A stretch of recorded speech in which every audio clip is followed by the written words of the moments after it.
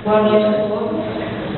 Agradeço desde já a presença dos componentes da mesa, caros colegas e pais e alunos dos demais convidados.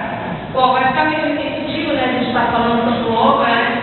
Então, eu vou fazer uma pequena retrospectiva, né? O projeto OVA, Olimpíada Brasileira de Astronomia e Astronautas, já ocorre há 12 anos em parceria com a Sociedade Astronômica Brasileira, tá? E a Agência Espacial Brasileira, AEB, e FURNS, Central Elétrica Companhia Limitada. Este projeto tem como objetivo fomentar o interesse dos jovens por astronomia, astronáutica e ciências afins, promovendo assim o conhecimento básico. Então, como a professora disse, não é nada assim anormal, tá? Conhecimento, os conteúdos tem tudo a ver com o currículo escolar nosso. Foi feita a inscrição dos alunos que participam níveis e com a aplicação de prova, onde a mesa foi aplicada pela coordenadora Arina.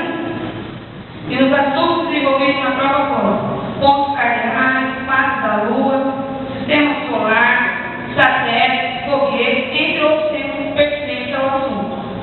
A cada ano desses existentes, o projeto destaca um cientista. Este ano foi o ano do Galileu Galilei, que nasceu em Pisa no dia 15 de fevereiro de 1564, era físico, matemático, astrônomo e filósofo italiano, e faleceu em Florença no dia 8 de janeiro de 1642. Então, Galileu foi um cientista que revolucionou, na época dele, a pesquisa científica. Dentre suas contribuições estão a balança hidrostática, termômetro, pêndulo, telescópio, relógio térmico e entre outros. O intuito dessa Olimpíada não é só avaliar os alunos, mas sim ensinar e aprimorar o conhecimento do aluno sobre essa ciência. Na INF Jardim Holanda, foram inscritos 33 alunos como representantes da escola, sendo que 19 deles se destacaram e 3 obtiveram ótimas notas, conquistando o primeiro, segundo e terceiro lugar. Bom, é um privilégio estar aqui, né? Um pouco aqui tremendo no microfone, mas agradeço aos colaboradores que tornaram esse conhecimento possível, aos pais que estão aqui.